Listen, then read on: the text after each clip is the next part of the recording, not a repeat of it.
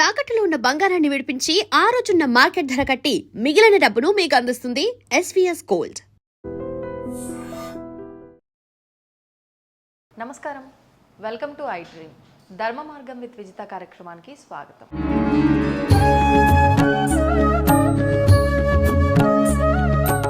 ప్రస్తుతం మనతో పాటు ఉన్నారు భారతీయం సత్యవాణి గారు. అమ్మతో మాట్లాడి మంచి మంచి విషయాల గురించి అడిగి తెలుసుకుందాం. ప్రస్తుతం ఉన్న సమాజంలో ఎన్నెన్నో వింతలు, విడ్డూరాలు, అఘాయిత్యాలు ఎన్నెన్నో చూస్తున్నాం. అసలు ఇవన్నీ ఎందుకు జరుగుతున్నాయి? సమాజంలో ఒకరిపైన ఒకరు పడుతున్నారు అని అంటే ఒక అర్థం ఉంది. కుటుంబంలో వ్యక్తులు కూడా ఒకరిపై ఒకరు నిందలు వేసుకోవడం కానుంచి బజారు వరకు, అంటే బజారుకి ఈడ్చుకోవడం వరకు కూడా ఈ వ్యవస్థ అనేది వెళ్ళిపోతుంది. మరి ఎందుకు ఇలాంటివన్నీ జరుగుతున్నాయో అమ్మతో మాట్లాడి తెలుసుకునే ప్రయత్నం చేద్దాం. అమ్మ నమస్కారం. నమస్కారం అమ్మా విజిత. చాలా రోజుల నుంచి అడుగుతున్నావు, నాకేమో ఇంకా ఈరోజు పాప నేను నిరాశపరచడం ఇష్టం లేక కొంచెం గొంతు ఇదిగా ఉంది, క్షమించు. అయ్యో వద్దమ్మా, పర్వాలేదు. బాగాలేకపోయినా మీరు నాకు సమయం ఇచ్చారు, సంతోషం. థ్యాంక్ యూ రాజు. అమ్మ, కుటుంబ వ్యవస్థే కానివ్వండి, వివాహ వ్యవస్థే కానివ్వండి, ఏది కూడా ఒకప్పటిలాగా ఇప్పుడు లేదేమో అనిపిస్తుంది. అంటే ఒకప్పుడు మేమైతే ఏం చూడలేదు, చూడకపోయినప్పటికీ ఇంట్లో పెద్దవాళ్ళు ఎవరైనా ఉంటే మా రోజుల్లో అలా ఉండేది, మా రోజుల్లో ఇలా ఉండేది అని చెప్పే మాటల్ని బట్టే మాకు అనిపిస్తుంది. అరే అలా ఉండేదా, ఎందుకు ఇంత మారిపోయింది, అంటే నామరూపాలు లేకుండా పోయాయే అలాంటి విషయాలు అనే విధంగా అనిపిస్తోందమ్మ ఈ ఆలోచన ధోరణి అనేది. ముఖ్యంగా భార్యాభర్తల విషయం తీసుకుందామమ్మా. అసలు భార్యాభర్తలు అని అంటే ఎంత అన్యోన్యమైన దాంపత్యము, అసలు విడదీయలేని ఒక బంధము. అలాంటిది అంటే 100 ఏళ్ల పంట అని చెప్పి చెప్తూ ఉండేవారు. ఇప్పుడు అసలు పచ్చగడ్డేస్తే బగ్గుమనేటట్టు ఉంది ఆ బంధం అనేది. ఎందుకు ఇలా ఉందంటారమ్మా? అంటేమ్మా, వ్యవస్థలలో కొన్ని అవస్థలు వచ్చాయి. ఈ అవస్థలకు మూల కారణం ఏంటనేది మూలాన్ని వెతికి తీస్తే మనకు అర్థమవుతుంది. అసలు మనకి ఈ దాంపత్య ధర్మం అనేది ఒక సృష్టి యజ్ఞంగా మనకి భగవంతుడు ప్రసాదించినటువంటి ఒక యజ్ఞం. ఇది గాడ్స్ క్రియేషన్. ప్రకృతి పురుషుడు, ఈ ప్రకృతి పురుషుడి మధ్య ఒక ఆకర్షణను పెట్టి బొమ్మల నుండి మరికొన్ని బొమ్మలు తరాలు నిలవడానికి కావలసినటువంటి ఒక ప్రక్రియ, ఒక యజ్ఞం ఇది. ఆయన అన్నట్టుగా వివాహం అనేది ఒక రిక్రియేషన్ కోసం కాదు, ఇది ఫర్ క్రియేషన్ అని. ఆ మ్యాన్ అండ్ ఉమెన్ మధ్య ఉండేటటువంటి ఈ లింక్ అనేది కేవలం అది భౌతికమైనటువంటిది కాదు, అది మానసికపరమైనది, ఆత్మపరమైనది. Highly spiritual link between heaven and earth అంటారు. అలాంటి స్థితి నుండి మనం రోజు రోజుకి కొంచెం దిగజారుడుతనం వచ్చేసింది. దానికి కారణం ఏమిటి? ఇది యోగ భూమి, ఇది భోగ భూమి కాదు. కేవలం దాంపత్య ధర్మం అనేటటువంటిది సంతాన ఇచ్ఛ కోసం, సంతానం కోసం అనేటటువంటిది. ఆ యజ్ఞ నిర్వహణ నుండి వచ్చేటటువంటి సత్సంతానమే. ఆ యజ్ఞ ఫలం ఏమిటి? సత్సంతానం. కేవలం దానికోసమనే ఈ యజ్ఞం నిర్వహించడం అనేటువంటి మన పూర్వీకులు మనకు చెప్పినటువంటి ఇది పద్ధతి. సో రాను రాను అది మైల పడిపోయింది. ఇప్పుడు జంతువులు ఉన్నాయనుకోమా, దాని ఋతుధర్మం ప్రకారం అవి సంతానాన్ని కంటాయి. వాటికి కొన్ని ఉన్నాయి, అది ప్రకృతి వాటికి ప్రసాదించింది, అది మనకు తెలియదు. అది సరే, తర్వాత మనం ఆధునిక పోకడలు వల్ల, నీకు గుర్తుందో లేదో, మా అందరికీ తెలుసు, పల్లెటూళ్ళలో మంచాలు అసలు ఎక్కడుండేవి తెలిసేది కాదు. గోడకు ఆనించి ఉండే, రాత్రిపూట పడుకున్నాక మళ్ళీ గోడకి ఎత్తేసేవారు, బయటికి కనిపించేది కాదు. మన తల్లిదండ్రులు ఎక్కడుండేవారు కూడా మనకు తెలియదు. అవునమ్మా. అలాంటి దృశ్యం ఒక ఇంటిని ఒక ఒక ఒక ఒక ఎలాంటి పిల్లవాళ్ళకి, పెరుగుతున్న పిల్లలకి ఎటువంటి దృశ్యాన్ని చూపించాలి, ఆ ఇంటి వాతావరణం ఎలా ఉండాలనే దానికి దృశ్య సంస్కారం, శ్రవణ సంస్కారం అని 2 ఉన్నాయి. ఎటువంటి దృశ్యాలు చూపిస్తే పిల్లలు ఎదుగుతారు, బాగవుతారు, ఎలాంటి మాటలు వింటే వాళ్ళు సంస్కారవంతులు అవుతారు. ఈ 2 సంస్కారాల ద్వారా పిల్లల్ని పెంచటం అనేటటువంటి అనాది నుండి మనకి పెద్దలు ఇచ్చినటువంటి ఒక సంస్కృతి. అది ఎప్పుడైతే గాడి తప్పిందో, పాశ్చాత్యీకరణ చెందిందో, అప్పటి నుంచి మనం దారి తప్పాం. నిజమమ్మా. ఫ్యాషన్ కోసమనో లేకపోతే రకరకాల దీనికోసమనో మన జీవన శైలిలో మార్పులు వచ్చిన తర్వాత, ఆ మార్పు వచ్చిన తర్వాత అనుకోకుండా ఆ మార్పు వెనక మరి మార్పులను వస్తాయి కదమ్మా. అంతే కదమ్మా. ఆలోచించండి. కాబట్టి ఈ ఈ వ్యవస్థలో వచ్చిన ఈ అవస్థలు మనం కొని తెచ్చుకున్నవే కాబట్టి మనం అనుభవించక తప్పదు. పెద్దల మాట ఎప్పుడైతే పెడచెవిని పెట్టామో, ఏదైతే శ్రీకృష్ణుడు కూడా భగవద్గీతలో యజ్జత్ ఆచరిత శ్రేష్ఠ, శ్రేష్ఠులు ప్రముఖులైనటువంటి వాళ్ళు ఏది ఆచరించారో మీరు ఆచరించండి అని నన్ను ఆదేశించాడు. ప్రముఖులు చెప్పిన బాటలు మనం నడవడం లేదుగా, ఆచరించిన వాళ్ళ బాటలు మనం నడవడం లేదుగా, మనకు తోచినట్టుగా మనం నడిచేస్తున్నాం. ఏమ్మా, నేల విడిచి సాము చేస్తున్నాం. మనం కూర్చున్న కొమ్మను మనమే నరికేసుకుని బ్రతుకుతున్నాం కాబట్టి తప్పకుండా ఢామును కింద పడతాం కదా. ఇప్పుడు అలా ఢామును కింద పడి గాయాలు అయిపోయిన తర్వాత లబోదిబోమని ఏడుస్తున్నాం. అలాంటి జీవన విధానమే ఇవాళ వైవాహిక జీవితాలు, దాంపత్య ధర్మం బీటలు వారడానికి కారణం. ఇవన్నీ ఎవరో చేసింది కాదు, మనకి మనంగా చేసుకున్నదే. అంటే ప్రతి దేశంలో కూడా వాళ్ళ దేశం యొక్క సంప్రదాయాన్ని కొనసాగించుకుంటారు. మనం మాత్రం మనది వదిలేసి వేరే దాన్ని అద్దెకు తెచ్చుకోవటం లేకపోతే వేరే దాన్ని అనుసరించడం అనేది ఒక బలహీనత భారతీయుల్లో బాగా నాటుకుపోయింది. దాన్ని నాటుకుపోవడానికి కూడా కారణం ఏమిటి? ఎంతోమంది పరిపాలించారు ఈ దేశాన్ని, దాడులు చేశారు. ఏమా తెలిసిందే కదా మీకు. ఆ చేసినప్పుడు ఏంటంటే తరతరాల నుంచి మనలో కొన్ని భ్రమలను కలిగించారు వాళ్ళు. ఎటువంటి భ్రమలమ్మా? మన పురాణాలు, మన ఇతిహాసాలు, మన వేదాలు, మన జీవన విధానం ఇదంతా బుల్షిట్. ఇవన్నీ అబద్ధపు రాతలు, అబద్ధాల కోతలు అన్నట్టుగా వాళ్ళు మాట్లాడేస్తే మీ రాముడు అట్లా, మీ సీత ఇట్లా, మన గ్రంథాలను కూడా ఇంటర్ప్రిటేషన్స్లో మార్చేసి రాశారు వాళ్ళు. అసలు సత్యాన్ని దాచేసి వాళ్ళ సొంత వాక్యాలు అందులో ప్రక్షిప్తాలు చేర్చి మార్చినటువంటి పాఠాలే మనకు చెప్పి దానిలో అందరికీ ఒక సందేహం వచ్చేటట్టు చేసి, అవునా కృష్ణుడు అలాంటి వాడా, ఓ రాముడు ఇలాంటి వాడా, అది రాముడు అలాంటప్పుడు దేవుడు ఎలా అవుతాడు, ఇట్లాంటి క్వశ్చన్స్ మనకు వచ్చి మనలో మనకి భ్రమలు కలిగించేటట్టు చేశారు. అది వాళ్ళే రాశారు పుస్తకాల్లో. భారతీయుల్ని ఎలా జయించాలో తెలియక మేము ఎటువంటివి ప్రవేశపెట్టామని బేబింగ్టన్ మెకాలే లాంటి వాడు కూడా చెప్పేశాడు కదా పార్లమెంట్లో. భారతీయులంతా విలువలతో జీవిస్తూ ఉంటారు. ఆ విలువలతో జీవించే వాళ్ళని జయించడం చాలా కష్టం కదా. మరి వాళ్ళని జయించాలంటే ఎలాంటి బలహీనతలు వాళ్ళలో చేర్చాలని నేను ప్లాన్ చేశాను. ప్లాన్ చేసి వాళ్ళకి వాళ్ళ సంస్కృత భాషను దూరం చేసేసాను. వాళ్ళకి వాళ్ళ శతక పద్యాలు లేకుండా చేశాను. వాళ్ళ నైతిక శాస్త్రాన్ని తీసి పారేశాను పాఠశాలల నుంచి. మన విధానాన్ని ప్రవేశపెట్టేశాను. అమ్మకు బదులు మమ్మీని చేసేసాను. అంతే కదా. మమ్మీ అంటే జీవోత్సవం, అమ్మలను జీవోత్సవాలను చేసేసాను. డాడ్ చచ్చిపోయాడు. అలాగే గురువులు కూడా అంతే.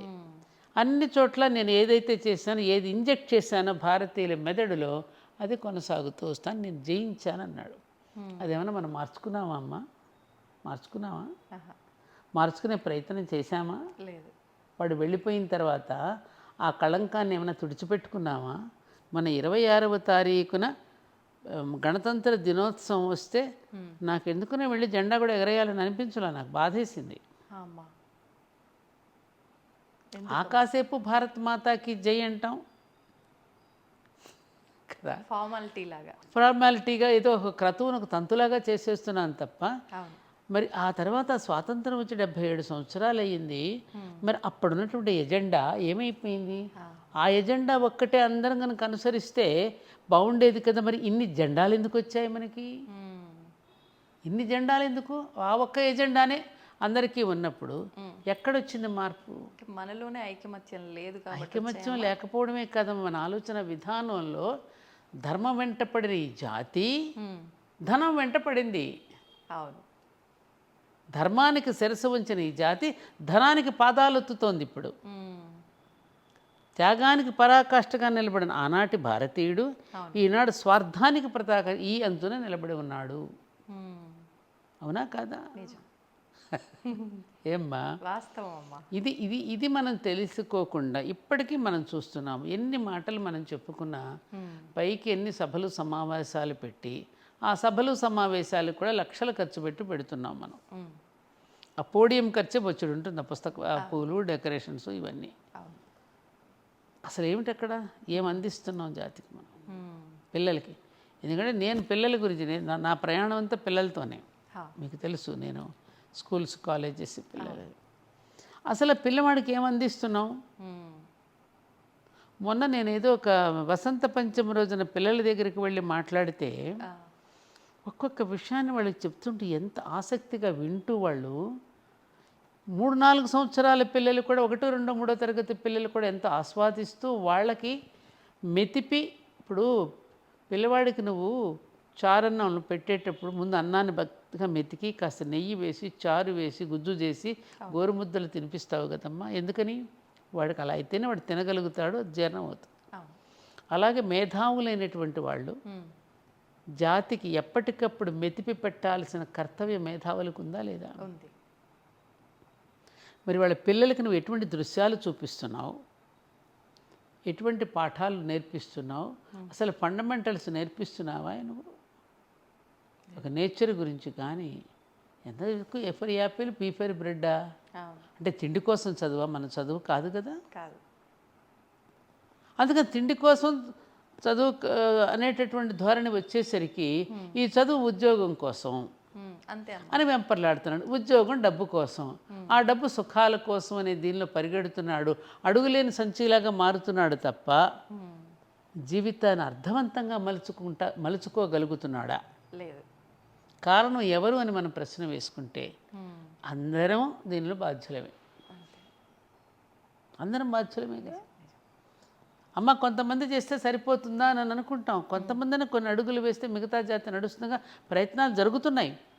ఆ జరుగుతున్న ప్రయత్నానికి ప్రభుత్వాలు కూడా దోహదం చేసి అటువంటి ప్రయత్నాలు చేస్తున్న వాళ్ళని కూర్చోబెట్టి మాట్లాడి, మాకు కూడా పరిపాలన చాలా సులభంగా ఉంటుందయ్యా మీరందరూ సహకరిస్తే, మీరు ఆశయంతో చక్కగా ఇట్లా పిల్లలకి ఇట్లా చెప్తూ ఉన్నారు కాబట్టి మా సహకారం ఏం కావాలి మీకని వాళ్ళని కూర్చోబెట్టి మాట్లాడిన దాఖలాలు ఎక్కడైనా ఉన్నాయమ్మా? లేదు. ఇందాక మీరు అన్నట్లు మీరు చూసారా? లేదమ్మా. అంటే ప్రతి ఒక్కటి పేరు, పలుకుబడి, డబ్బు, ఇంకా అవి ఉంటే మనం చేసే నడవమేమో అనే దగ్గర కూడా ఆగిపోయే వాళ్ళు ఉన్నారేమో అనిపిస్తుందమ్మా. ఉంది కదా, చూస్తున్నాం కదా మనం.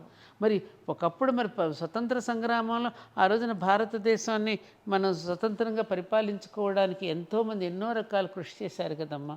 చేసిన వాళ్ళు కొంతమంది పాలనలోకి వెళ్ళారు, కొంతమంది సేవా దృక్పథంలోకి వెళ్ళిపోయారు. ఆ సేవా దృక్పథంలో పనిచేసిన వాళ్ళని ప్రభుత్వాలు దగ్గరకు తీసి వాళ్ళకి బాధ్యతలు అప్పగించి సమాజాన్ని మనం అనుకున్న సమాజంగా తీర్చిదిద్దడానికి ప్రయత్నం జరిగిందా? వెంటనే ఆపగా జురుకోవడం మొదలెట్టారు. స్వాతంత్రం వచ్చేసింది, చతికి పడిపోయారు, అయిపోయింది అనుకున్నారు, ఎవరికి వాళ్ళు తినడం మొదలెట్టారు. సిగ్గేయడల్లా మనకి? నా పుణ్యభూమి నా దేశం నమో నమామి అని పాడుకోవడానికి సిగ్గేయటల్లా మనకి? పుణ్యదేశమే. నాకు బాధ అనిపిస్తుంది. చిన్నప్పుడు మాకెందుకబ్బా, చిన్నప్పుడు ఈ భారత భూమిని గురించి ఇంతగా పొగిడి ఎందుకు చెప్పారా మనకి? మనం కూడా హాయిగా అందరితో పాటు బతికేసి ఉంటే బాగుండేది కదా అని అనిపిస్తుంది. అప్పుడప్పుడు బాధ అనిపిస్తుంది. అంటే ఇంత తెలిసిన మీకే అంటే ఒక్కొక్కసారి ఇలాంటి ఆలోచన వస్తుంది అని అంటే మిగతా వాళ్ళ పరిస్థితి ఇంకా చెప్పక్కర్లేదమ్మా. ఆటోమేటిక్గా సమాజానికి తగ్గట్టుగా మారిపోతున్నారు.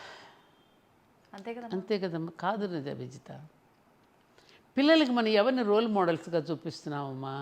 ముందు అసలు ఫస్ట్ తల్లిదండ్రులు రోల్ మోడల్స్ కదా. అవును. వాళ్ళు సమాజం మమ్మల్ని గౌరవించదేమో మనం సంపాదించకపోతే అని ఇద్దరు బయటికి పరిగెత్తి సంపాదిస్తున్నారు. అవును. ఈఎంఐలు అంటూ నానా రకాలు. నిన్న కూడా ఎవరో ఒకటి వచ్చి ఒకటే ఏడుపు నా దగ్గర. ఈ ఈఎంఐలు కట్టలేక నానా రకాల బాధలు పడి ఫైనాన్షియల్గా మోసపోయి నానా ఇబ్బందులు పడుతున్నామని ఒకటే ఏడుపు. అది ముందు తెలియదా మరి? ఇద్దరం పరిగెత్తి సంపాదించాలి, మనం సంపాదించకపోతే మమ్మల్ని గౌరవించరేమో అనేటటువంటి ఒక ఏమంటారు ఒక న్యూనతాభావానికి ఎందుకు లోనవుతున్నాం మనం? ఉన్నదానితో తృప్తిగా ఎందుకు బ్రతకలేకపోతున్నాం? విలువ లేదు కదమ్మా సమాజంలో అలా ఉంటే. అటువంటి విలువ ఎందుకమ్మా మనకి?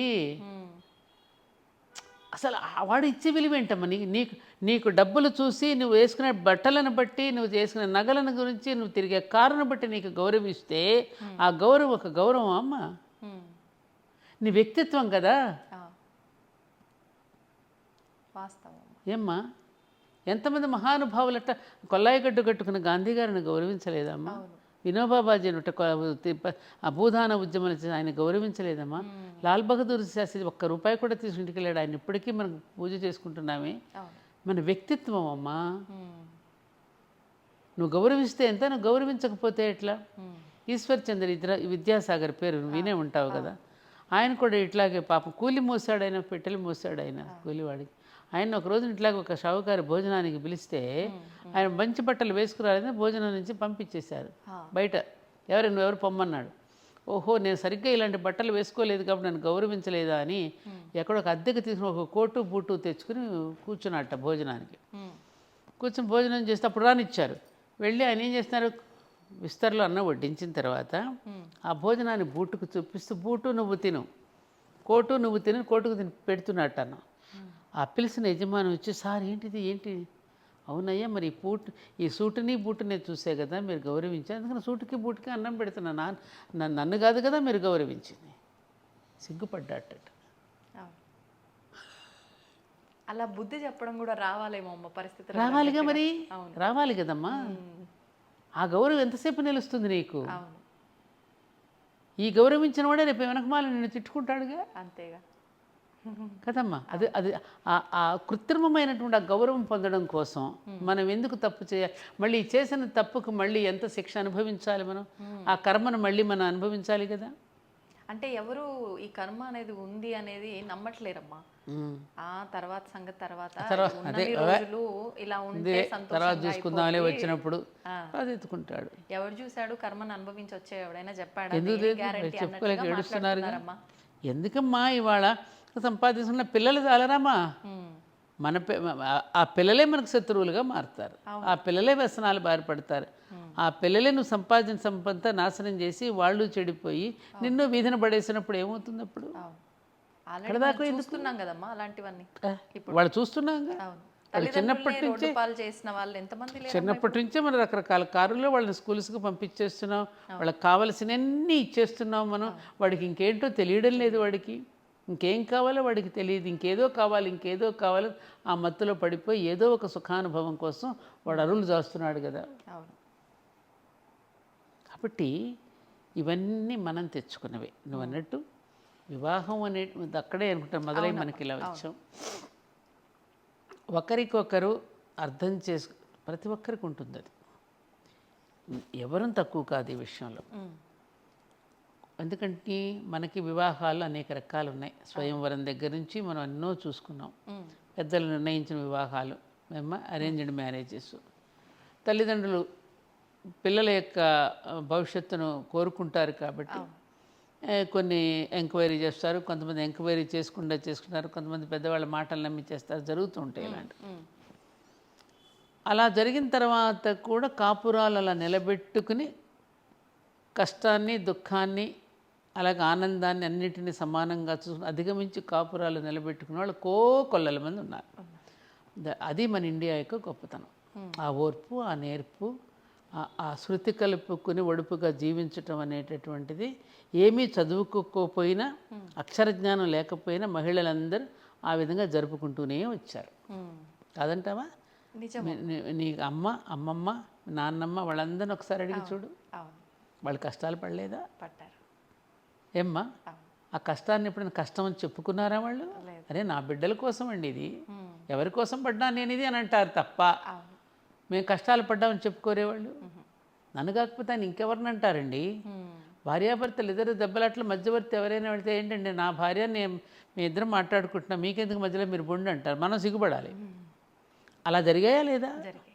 మరి ఇప్పుడు ఎందుకు ఆ ఓర్పు ఇది పోతోంది? మనసులు పెనవేసుకునేటప్పుడు శరీరాలు పెనవేసుకోవడానికి మనసులు పెనవేసుకోవడానికి చాలా తేడా ఉంది. ఇప్పుడు జరుగుతున్నది మీరు రెండవది కాసేపు అయిపోతుంది. అదే అందుకని ఒకరినొకరు అర్థం చేసుకుని ఒకరి కష్టంలో ఒకళ్ళు. ఇప్పుడు మనకు అరుంధతి నక్షత్రం ఎందుకు చూపిస్తున్నారు? నేను అందుకే ధర్మపురి క్షేత్రం అరుంధతి ఆలయం కట్టిస్తున్నాను. అందుకే. అవునమ్మా. ఎందుకనంటే అక్కడ చూపిస్తారు, ఎప్పుడో పెళ్ళిళ్ళు అవుతున్నాయి, ఎక్కడో చూస్తారు, వాడికి కనపడదు, చూపించేవాడికి కనపడదు, చూసేవాడికి కనపడదు, ఆవిడ ఎవరో కూడా తెలియదు. అందుకని ప్రతి ఒక్కరు వివాహం చేసుకోముందు, చేసుకున్న తర్వాత మన దగ్గరికి వస్తే మనమే వాళ్ళకి బట్టలు పెట్టి కూర్చోమ్మా, నువ్వు పెళ్లి చేసుకోబోతున్నావు తల్లి, చేసుకున్నావు, లేకపోతే ఇదిగో ఇలా ఉండాలి, ఇది అరుంధతి చేసిన గొప్పతనం అని ఆవిడ గురించి, ఆవిడ చరిత్ర గురించి చెప్పి వాళ్ళకి కాస్త ప్రచోదనం చేయాలని ఒక కౌన్సిలింగ్ సెంటర్లో ఉండాలని నేను ప్రారంభం చేశాను. మంచి ఆలోచన మొదలైందమ్మా. అయింది, త్వరలోనే అయిపోతుంది. ఈ రెండింగ్ లోపే మీరు అందరూ రావచ్చు. తప్పకుండా అమ్మా.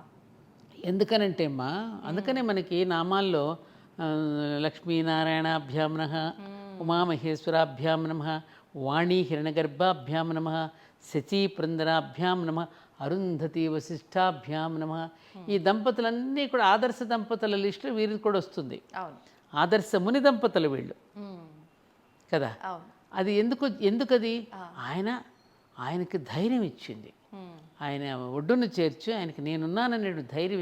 అలాగే ప్రతి భార్య ప్రతి భర్త కూడా భార్యకు భరోసా భర్త, భర్తకు భరోసా భార్య ఇచ్చి మీ కష్టంలో నేను పాలు పంచుకుంటానండి అని. ఎంతమంది వ్యాపారంలో ఇబ్బందులు పడుతుంటే భార్యలు వాళ్ళ నగలిచ్చి వాళ్ళ మాంగళ్యంతో సహా ఇచ్చి ఎంతమంది నిలబెట్టలేదమ్మా? ఏం తల్లి, అలా బ్రతకలేదా మనందరం? అలా వాళ్ళకి అది తెలియకపోవడం వల్ల.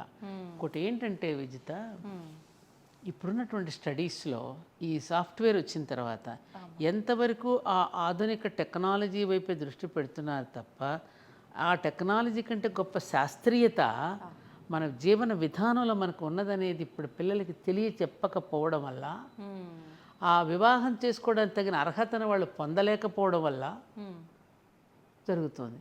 ఇప్పుడు మాకు 19 సంవత్సరాల వయసులో మేము అత్తవారింటికి వచ్చాము. పూర్తిగా వాతావరణం భిన్నంగా ఉంటుంది, స్వభావాలు భిన్నంగా ఉంటాయి. అక్కడ ఒక రకంగా పెరిగి వచ్చాం, ఇక్కడికి వచ్చిన తర్వాత వాతావరణం వేరుగా ఉంటుంది. అక్కడదేమో ప్రేమ, ఇక్కడికి వచ్చాక బాధ్యతలను మన భుజస్కంధాల మీద వేసుకునేటప్పుడు కొంత బరువు ఉంటుంది. ఆ బరువుని ఎలా మొయ్యాలో ఎలా చేయాలనే దానికి మన అమ్మమ్మలు, నాన్నమ్మలు, మేనత్తలు, మేనమామలు ఎవరో ఒకళ్ళు కూర్చోబెట్టి వెన్ను తట్టి చెప్పేవారు. మేము కూడా కాపురానికి కొత్తగా వచ్చినప్పుడు ఇలాగే ఉండేదమ్మా, కొంచెం ఓపిక పెట్టి ఒరుగళ్ళు పట్టడం జరుగుతుంది అని చెప్పి, భూదేవికి ఎలాంటి ఓర్పు ఉన్నదో దానిని చెప్పి ఆ కథలు, ఎగ్జాంపుల్స్ చెప్పి కాపురాలు నిలబెట్టారు. లేకపోతే మేము పోయేవాళ్ళం ఆ రోజుల్లో. చెప్పకపోతే అమ్మా, నేను చెప్పేది ఏంటంటే, ఆ రకంగా పెద్దవాళ్ళు మాకు ఆ మాటలు చెప్పకపోతే మా జీవితాలు కూడా అంతే కదా. ఆహారపు అలవాట్లు వేరుగా ఉంటాయి, మన అమ్మ ఇంట్లో తినే మన వంటలు వేరుగా ఉంటాయి. అత్తగారింట్లోకి వచ్చి వాళ్ళ అలవాట్ల ప్రకారం వాళ్ళ భోజన పద్ధతులు వాటన్నింటిని లింక్ చేసుకుని అలవాటు పట్టడానికి టైం పడుతుంది కదా. ఇప్పుడు తులసి మొక్క ఉంది అక్కడ, ఆ తులసి మొక్కను అక్కడ నుంచి తీసి నువ్వు కుండీలో పెడతావు. ఆ కుండీలో పెట్టిన తర్వాత అది అప్పుడు వడిలిపోయి ఉంటుంది. ఆ రోజు ఒక 2-3 రోజులకు చక్కగా నిలబడుతుంది. మనం కూడా అంతే, అక్కడ తీసిన మొక్కను తెచ్చి మళ్ళీ ఇక్కడ నాటినప్పుడు ఆ చుట్టూ వాతావరణానికి అలవాటు పడి నిలబడడానికి కొంత టైం పడుతుంది. కానీ ఆ టైం వరకు మనం కనుక కొంచెం ఓర్పు పడితే నిలబడిపోగలగదు. కానీ ఆ టైం మనం టైం తీసుకునే అంత అవకాశం మనకు ఆ ఓర్పు లేదుగా. ఓర్పు లేదు, అంత సమయము ఇవ్వడం లేదు. తొందరగా అయిపోవాలి, అదే చెప్తున్నాగా. ఇప్పుడు పిల్లలకి నువ్వు ఇన్స్టెంట్గా కావాల్సింది నువ్వు ఇచ్చేస్తున్నావు. అది సంపాదించుకోవడంలో ఆనందాన్ని, ఆ వస్తువు కొనుక్కోవడానికి సంపాదించుకోవాల్సిన ఆనందాన్ని నువ్వు వాడికి అసలు ఇవ్వడం లేదు. అంటే నేనే కష్టాలు పడ్డా, నా పిల్లలకి కష్టం తెలియకుండా అదే అక్కడ ఆ డైలాగ్ వదిలిపెట్టాలి పేరెంట్స్. నేను కష్టపడ్డాను కాబట్టి నా పిల్లలు కష్టపడకుండా పెరగాలనేది చాలా చాలా చాలా తప్పు. విదేశీయులు అలా పెంచరు. విదేశీయులు పిల్లలు చిన్నప్పుడు పెంచుతారు, ఒక్కసారి వదిలేస్తారు, రెక్కలు వస్తే ఎగిరిపోతాడు వాడు. అది వాళ్ళ పెంపకం కరెక్టు. మంచి చెడు చెప్తారు, చిన్నప్పుడు మనకంటే బాగా చూస్తారు, భుజాల మీదే మోస్తారు, ప్రతిదీ చాలా జాగ్రత్తగా చూస్తారు. వాడికి వయసు వచ్చే వరకు చక్కగా వదిలిపెట్టేస్తారు. మనవాళ్ళ మునిమనవరాళ్ళ దాకా ఆలోచించి పెట్టి అసలు మర్చిపోయి ఇది పట్టుకుంటాం. అక్కడ మన దగ్గర మార్పు రావాలి. ఇంకా మనవాడికి ఏం గొలుసు చేయించాలి, గడపలు దాటినప్పుడు ఇంకా మనం ఏం పెట్టాలి, ఈ గందరపు గోళ గోలే తప్ప అసలు పెరుగుతున్న వాడికి అసలు ఏమి ఇవ్వాలి, మనం ఏం చెయ్యాలి అనేటువంటిది ఎక్కడ ఆలోచిస్తున్నాం మనం లేదమ్మా. కదా. మన ఆలోచనలో మార్పు రావాలి. మ్మ్. పిల్లవాడిని కష్టపడనివ్వాలి. మ్మ్. కష్టం అంటే వాడికి తెలియాలి. అందుకని పిల్లలకి ఆస్తిపాస్తులు ఇవ్వకూడదు, ఇస్తామని చెప్పొద్దు. సంస్కారమైన ఆస్తి మాత్రమే ఇవ్వండి. ఇవ్వమని చెప్పేయండి ముందే. మనకి ఏం ఆస్తి లేదని చెప్పండి. వచ్చిన సంపద నీది కాదమ్మా, ముందు సమాజానికి. ఈ సమాజం మనకి ఇచ్చింది ఇది, మళ్ళీ తిరిగి సమాజానికి పంచిపెట్టాలనే ధోరణి మనలో ఉన్నప్పుడు మన పిల్లలు కూడా బాగుంటారు. మ్మ్. నేను ఇంకొక విషయం చెప్తున్నా. అమ్మా. పెళ్ళిళ్ళు కూడా మీరు సింపుల్గా తక్కువ ఖర్చుతో చేయండి. నియర్ అండ్ డియర్ని పిలవండి. మ్మ్. చాలామంది చెప్పి నీ ద్వారా కూడా చెప్తున్నా. అమ్మా. సింపుల్గా చేయండి. పిల్లలకు ముందే చెప్పండి. మీకు ఇప్పుడు మేము కట్న కానుకలు ఇవ్వడంలా. మ్మ్.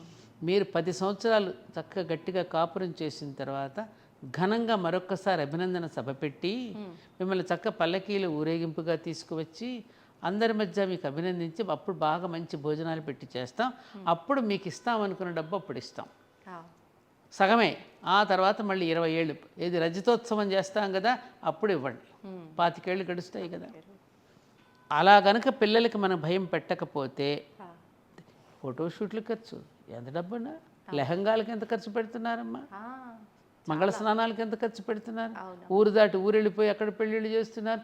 అసలు చెప్పవలసింది చెప్పరు. అసలు అమ్మ ఇప్పుడు 5 రోజుల పెళ్లి అని అంటే అప్పట్లో కూడా 5 రోజులు పెళ్లి చేసేవారని విన్నాము. బ్రహ్మాండంగా చేసేవారు. మరి ఇప్పుడు హల్దీ అని మీరు అన్నట్లు ఆ పెళ్ళిళ్ళు వేరు. అప్పట్లో ఏం జరిగేవమ్మా? అప్పట్లో 5 రోజుల పెళ్ళిళ్ళు అంటే దూరపు నుంచి బంధువులు వచ్చేవారు కదా. రవాణా సౌకర్యాలు ఇంత లేవు కదమ్మా. అవునమ్మా. నెల రోజుల ముందే వచ్చేసేవారు. అతి దగ్గర మేనమామలు మేనత రక్త సంబంధీకులు వచ్చేవారు. అప్పుడు ఇవి లేవు కదా మనకి. ఏమంటారు ఇప్పుడు, ఈవెంట్ మేనేజర్స్ ఎక్కడున్నారు? ఈవెంట్ మేనేజర్స్ బంధువులే కదా. వాళ్ళందరూ రావడం, పిండి వంటలని అన్నాలని చేయడం, ఊర్లో గ్రామంలో ఉన్న వాళ్ళందరూ ఒక్కొక్క రోజు ఒక్కొక్కరి ఇంటికి తీసుకువెళ్ళడం, వాళ్ళు కూడా పెళ్లి కూతురునో పెళ్లి కుమారునో చేయటం, సరదాగా ఆటలు పాటలతో సరస సల్లాపాలతో ఆనందంగా జరుపుకునేవారు ఆ రోజుల్లో పెళ్ళి. ఇట్లా కదా. దాంట్లో ఒక రకమైన ఒక ఆత్మీయత, ఒక ఆదరణ, ఒక రసవత్తరంగా ఉండేవి అవి. ఇట్లా ఇవేమి ఇప్పుడు ఈ కల్చర్ ఏమైపోయిందంటే అన్ని రాష్ట్రాల వాళ్ళవి కలగలుపు చేస్తున్నాం మనం. అవును. ఇప్పుడు అవన్నీ కలగలిపి విభిన్నంలో చేసుకోవడంలో తప్పని నేను అనడం లేదు, కానీ వాటిని కొంచెం అర్థవంతంగా చేసుకోండి. దీనివల్ల ఏమవుతుంది, మీరు ఇంత ఖరీదు కలిగిన రిటర్న్ గిఫ్ట్స్ ఇస్తున్నాం మనం. మధ్యతరగతి కుటుంబాలు ఉన్నాయి. మేము అనడం లేదండి, మేము అలా చేయకపోతే మేము అనడం లేదు, ముందే చెప్పేస్తున్నారు. అప్పుడు భర్త మీద ఇప్పుడు ఒత్తిడి పట్టుకొస్తుంది. ఏమండి మరి వాళ్ళు చేయకపోతే మనం చేయకపోతే ఏమనుకుంటారు అని. పాపం వీడు అప్పుల పాలవుతాడు. ఎన్నేళ్ళకి తీరుస్తాడు అప్పు? నిత్యం పెట్టే వాటికే సరిపోతుంటాయి. సరిపోతూ ఉంటాయి. ఈ కోరికలు తీర్చడానికి ఎంత? అవును. ఇప్పుడు డైరెక్ట్గా కట్న కానుకలు అడగట్లేదు, కానీ ఈ డిమాండ్స్ అన్నీ ఉన్నాయి కదా. అలా నా చోటే మీరు పెళ్లి చేయాలి, ఇక ఇంత ఖర్చు పెట్టాలి, ఇంత ఘనంగా పెళ్లి చేయాలి, మేమేం అడగం కానీ ఘనంగా పెళ్లి చేయాలంటారు. అడగరెందుకు? వాళ్ళకి ముందు వెనకమాల ఏముందో ముందు ఎంక్వైరీ చేసుకుని దిగుతారు. తెలియకుండా చేసుకుంటారు ఏంటి? లేదు. అలా ఏం లేదు. లేదు. అలా అమ్మాయిలు అలాగే ఉన్నారు, అమ్మాయిలు కూడా అలాగే ఉన్నారు. అంటే అమ్మాయిలు అలా ఉండడం తప్పని నేను అంట్లా. ఇప్పుడు శక్తి సామర్థ్యాన్ని అవతల యొక్క దీనిని చూసి చేసుకోవటం అనేది కరెక్టే. నిజం. నీ సెలక్షన్తో నువ్వు చేసుకున్నా కూడా నిలబట్టలేదే. నువ్వే సెలెక్ట్ చేసుకుంటున్నావు, ఫలానా వాడిని వివాహం చేసుకుంటానని అట్లా చేసుకున్నా కూడా నిలవడం లేదుగా. తల్లిదండ్రులు నిర్ణయించిన పెళ్ళిళ్ళు నిలవడలేదు, నీకు నువ్వు సెలెక్ట్ చేసుకునేది నిలవడలేదు, అబ్బాయి కానీ అమ్మాయి కానీ. మరి ఎందుకని ఇక్కడ ఎందుకు తేడా వస్తుంది? ఈ గోస. అంతే కదమ్మా. ఈగో ఒకటి. అంటే పెళ్ళి వరకు ఒకరితో ఒకరు ఉండే విధానం వేరు. పెళ్ళి అయిన తర్వాత ఇంకా అంటే ఇప్పుడున్న ఆడపిల్లల పరిస్థితి ఏంటి అని అంటే మొన్నటి వరకు చూపించిన ప్రేమ ఇప్పుడు నాతో చూపించట్లేదు. లేకపోతే మొన్నటి వరకు ఒక గౌరవము, రెస్పెక్ట్, కేరింగ్ ఉండేది. ఒక్కసారి తాళే ఎప్పుడైతే కట్టాడో అప్పటి నుంచి అవన్నీ కనిపించట్లేదు. అప్పుడు ఉన్నలా ఇప్పుడు లేడు అనేది ఒక కంపేర్ చేసుకోవడం. ఇప్పుడు కంపేర్ చేసుకోవడం ఎక్కువైపోయిందమ్మా. దీనివల్ల అంటే పెళ్ళయ్యే వరకు నన్ను మోసం చేసిండు పెళ్లి చేసుకునేదాకా, పెళ్ళయిన తర్వాత నాకు ఆ ప్రేమ వివాహాల్లో జరుగుతున్నాయి. ప్రేమ వివాహాల్లో జరుగుతున్నాయి. అంటే నేను చేసుకుందే ఇలాంటి మనిషి కదా నాకు కావాలి అని చెప్పి ఆ విధానాలన్నీ చూసి. అది ఎప్పుడు ఎలా ఉంటుందమ్మా? ఇప్పుడు ఇక ప్రేమ చేసుకున్నాడు కదా నీకు ఎప్పుడు నీ ఎదురుగుండానే కూర్చుంటాడా? బాధ్యతలు ఉన్నాయి కదా, బాధ్యతలు ఉన్నాయి కదా. ఆ బాధ్యత నిర్వర్తించడమే ప్రేమ అనేది ఏ రూపంలో ఉంటుంది? ఎప్పుడు నీ ఎదురుగా కూర్చొని మాట్లాడితేనే ప్రేమ కాదు కదా. కదమ్మా, ఇద్దరు కలిసి ఒకరికొకరు అర్థం చేసుకుని కొనసాగించడం కదా ప్రేమ. ఎల్లప్పుడు భార్యాభర్త ఎదురుగా కూర్చుంటే నడిచేది ఎలా? అది ఉండదు కదా. అది అర్థం చేసుకోవాలి అమ్మాయి కానీ అబ్బాయి కానీ. కానీ అది ఒక ఎర్రవాగు లాంటి స్థితి అమ్మా. పెళ్ళైన కొత్తలో ఉండేడు ఆ మోజు నెమ్మదిగా పిల్లలు పుట్టినాక తగ్గుతుంది. ఇద్దరు కాన్సన్ట్రేషన్ బిడ్డల మీద పెరుగుతుంది. ఎప్పుడైతే బిడ్డల మీద పెరుగుతూ ఉంటుందో బాధ్యతలోకి వెళ్ళిపోయిందని ఇవేవి గుర్తురావు. ఇప్పుడు పిల్లలు కూడా వద్దనుకుంటున్నారు కదా, పిల్లలు వద్దనుకుంటున్నారు. పిల్లల్ని పెంచడము ఇష్టపట్టలేదు, పిల్లలకి పాలు ఇవ్వడము ఇష్టపట్టలేదు. ఆ అటాచ్మెంట్ అనేది లేకపోవటం వల్ల డిటాచ్మెంట్ పెరుగుతుంది. పరస్పర అనురాగాలు, పరస్పర అనుబంధాలు ఎప్పుడైతే దూరం అయిపోతావో ఇవన్నీ వస్తాయమ్మా. కానీ కృతకమైనటువంటి వాతావరణం, కృత్రిమమైనటువంటి ప్రేమ అనురాగాలు ఉన్నారు తప్ప ఆ నిజమైనటువంటి హార్దిక సంబంధాలు పోయి ఆర్థిక సంబంధాలు ఎప్పుడైతే వస్తాయో అప్పుడు ఇలాంటి సమస్యలన్నీ వస్తాయి. అమ్మ, ఇంకొకటి కూడా నేను విన్నది ఏంటి అంటే, ప్రతి ఒక్కరు అంటే మూర్ఖంగా మాట్లాడుతున్నారు అనుకోవాలా, లేకపోతే అసలు తెలియక మాట్లాడుతున్నారు అనుకోవాలో తెలీదు. వివాహ వ్యవస్థలు కూడా అంటే ఒక్కొక్క మనం పురాణాల నుంచి తీసుకున్న గాంధర్వ వివాహము అని ఇలా రకరకాల వివాహ వ్యవస్థలు ఉన్నాయి. ఇప్పుడు చూస్తున్న ఈ లివ్ ఇన్ రిలేషన్షిప్ కానివ్వండి, లేదంటే ఈ ప్రేమించి పెళ్లి చేసుకోవడం అనేది అప్పట్లో కూడా అమ్మాయి స్వయంవరం ఇలాంటివి ఉండేది. దాన్ని దీనికి కంపేర్ చేసి అప్పట్లో కూడా అమ్మాయి ఇష్ట ప్రకారంగానే అమ్మాయి 100 మంది మగవాళ్ళని తీసుకొచ్చి పెడితే అమ్మాయి వాళ్ళు ఏదో ఒక పోటీ పెడితే పోటీలో నెగ్గినవాడో లేకపోతే అమ్మాయి చూస్ చేసుకున్నవాడో. మరి ఇప్పుడు మేము చూస్ చేసుకుంటే తప్పేముంది? ఎవరన్నారు? ఇలా పోల్స్తున్నారమ్మా చాలా మంది. ఇది ఎలా తీసుకోవచ్చు అంటారు? చూస్ చేసుకోవడం తప్పని ఎవరంటలేదే. నీ చూసింగ్లో కరెక్ట్గా ఉండాలని చూసా. వాడు జేబు నిండుగా ఉందా, వాడు నన్ను హోటల్కి తీసుకెళ్తున్నాడా లేదా, వాడు నాకు గిఫ్ట్లు ఇస్తున్నాడా లేదా, నువ్వు ఎట్లా చూస్తున్నావు? నీ చూసింగ్ అనేటటువంటి విధానం ఎలాంటి చూసింగ్ ఉంది? ఇప్పుడు ఎవరినైనా పెళ్లి చేసుకుంటే అమ్మ నీకు ఎలాంటి వాడు కావాలంటే నాకు గ్రీన్ కార్డు కావాలి, లేకపోతే అమెరికాలో ఉన్నవాడు కావాలి, లేకపోతే ఇంజనీర్ కావాలి, డాక్టర్ కావాలని అంటారే తప్ప నన్ను అర్థం చేసుకున్నవాడు ఏమ్మా నాకు ఎప్పుడు రక్షణగా నిలబడేవాడు, నన్ను ప్రేమించేవాడు కావాలని ఎవరంటున్నారు? నువ్వెంతవరకు ఒక డాక్టర్గా చూస్తున్నావా, డాక్టర్ మనిషిని చూస్తున్నావా? నువ్వు డాక్టర్ని పెళ్లి చేసుకుంటున్నావా, మనిషిని పెళ్లి చేసుకుంటున్నావా, గ్రీన్ కార్డుని పెళ్లి చేసుకుంటున్నావా? అంటే మన కోరికలలోనే మనకు తెలుస్తోంది కదమ్మా. అందుకని అట్లాంటిది ఉన్నప్పుడు ఆ పైపైన మెరుగులు చూసి నువ్వు ఎప్పుడైతే ప్రేమిస్తావు అది పైపైనే ఉండిపోతుంది. నువ్వు హృదయ అంతర్గతంగా లోపలికి ఎక్కడ వెళ్ళి చూస్తున్నావు? అలాంటి ప్రేమను ఎవరు కాదంటారు? ఇప్పుడు దమయంతి, నల దమయంతులు కానీ మన మన సత్యవతి వీళ్ళని పెళ్లి వివాహాలు కానివ్వండి, మన దుష్యంతుడు శకుంతల వివాహం ఒక హెచ్చరిక చేశారు కదా. ఏ సాక్ష్యమో లేకుండా పెళ్లి చేసుకుంటే ఎంత ప్రమాదం, హెచ్చరికగా మనకు నలదమ్మ మన శకుంతల దుష్యంతుడి వివాహం మనకు తెలియజేస్తుంది వివాహాలు. కాబట్టి నువ్వు ఎక్కడ దేనిని చూసి నువ్వు చేసుకుంటున్నావు అది కదా అక్కడ చెప్పేది మన వాళ్ళు. కానీ 2 రకాల మనుషులు ఉన్నారు కదమ్మా. గుడ్డిది ప్రేమ, గుడ్డిదంట. దేన్ని చూసి నువ్వు చూసి చేసుకున్నావు.